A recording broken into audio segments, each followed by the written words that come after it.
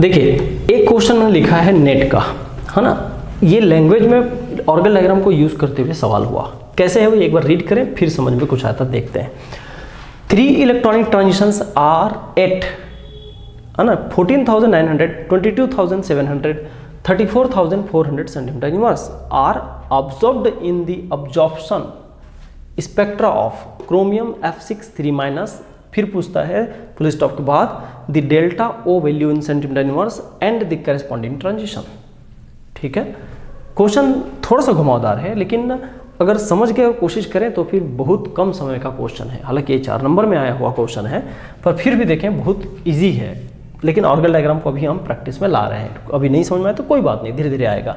देखें सबसे पहला काम, ये क्वेश्चन डायरेक्ट टफ लग रहा है, लेकिन अगर थोड़ी बहुत भी क्लियरेंस हो गया कि ये ऑर्गन डायग्राम से बनेगा तो देखिएगा कैसे सॉल्व करना है।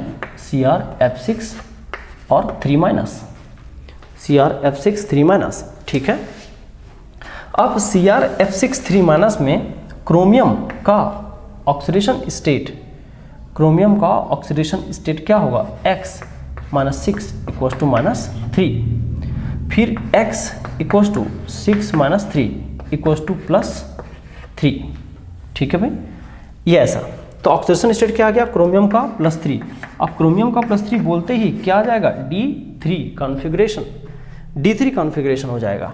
क्रोमियम का +3 बोलते ही D3 कॉन्फ़िगरेशन हो जाएगा, और D3 कॉन्फ़िगरेशन में आगे क्या होगा, 4F, है ना, आगे सिस्टम क्या होगा, 4F। अब ये सिंबल की बात है। अब आपको देखना है कि 4F राइट आएगा कि लेफ्ट आएगा। तो देखिए D3 है और ये ऑक्टाहेड्रल है, तो मैं यहाँ लिख देता हूँ D3 ऑक्टाहेड्रल है। तो D3 ऑक्टाहेड्रल एक्चुअल में राइट में ना आके कहाँ आता है, लेफ्ट में आता है। ये आप याद करें ऑर्गन डायग्राम से।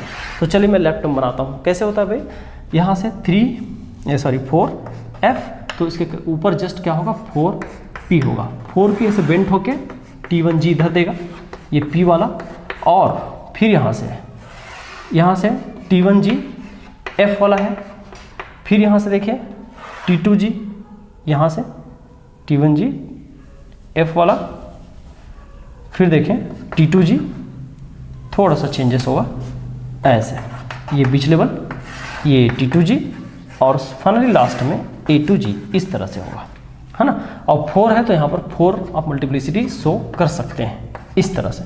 ठीक है भाई, फिर यहाँ से देखें क्या कि ये इधर एक लाइन, फिर ये दूसरा, और ये तीसरा ट्रांजिशन होगा। अब थोड़ा सा ये एनर्जी देके ना कंफ्यूज कर दिया है हमको, डेल्टा ओ पूछ दिया ऊपर से। तो आपको याद होगा कि हम लोग जब स्प्लिटिंग इसका दिखाए थे F सिंबल का, तो उस समय कुछ वैल्यू कैलकुलेट किए थे। मैं उसको याद दिलाता हूँ आपको, ध्यान देंगे, इतनी की जरूरत है बस। ये न्यूट्रल लेवल था, बैरियर सेंटर, और आपको याद हो ये मैंने राइट साइड दिखाया था, आप लेफ्ट साइड थोड़ा याद रखना कि ये वाला वैल्यू यहाँ से यहाँ तक का गैप, है ना, एक वैल्यू निकाले थे, और यहाँ से यहाँ तक का गैप एक दूसरा था, है ना, और यहाँ से यहाँ तक का गैप एक तीसरा वैल्यू। मैं कितना बता रहा हूँ, मैं थोड़ा सा इसको ऐसे लिखता हूँ ताकि अलग दिखे। ध्यान दें, ये वैल्यू था 0.6, ठीक है, डेल्टा ओ के सेंस में, और ये नीचे वाला था पूरा 1.2 डेल्टा ओ, और ये जो था ये इतना गैप, ये था केवल 0.2 डेल्टा ओ। मैं छोटा छोटा लिखा हूँ, लेकिन ध्यान रखना ऊपर वाला यहाँ से यहाँ तक का गैप 0.6 डेल्टा ओ, ये वाला 0.2 डेल्टा ओ, और यहाँ से लेके यहाँ लास्ट तक 1.2 डेल्टा ओ, ऐसा कुछ था। अब बारी आती है कि इस हमको 1 डेल्टा ओ पूछा है ना, डेल्टा ओ मतलब 1 डेल्टा ओ। तो 1 डेल्टा ओ हम कैसे निकालें उसको थोड़ा सोचते हैं। तो आप खुद सोचिए, मेरे को तो बहुत साफ दिखाई दे रहा है, ये 1.2 डेल्टा ओ है और ये 0.2 है, तो क्या इतना जो बचा वो 1 डेल्टा ओ होगा? बिल्कुल।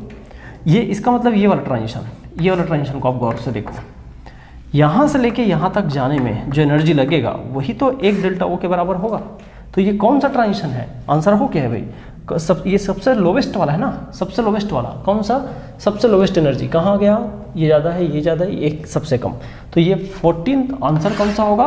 14,900 सेंटीमीटर इनवर्स वाला जो ट्रांजिशन है वो, और इसके बाद 14,900 सेंटीमीटर इनवर्स वाला ट्रांजिशन है वो, ठीक है।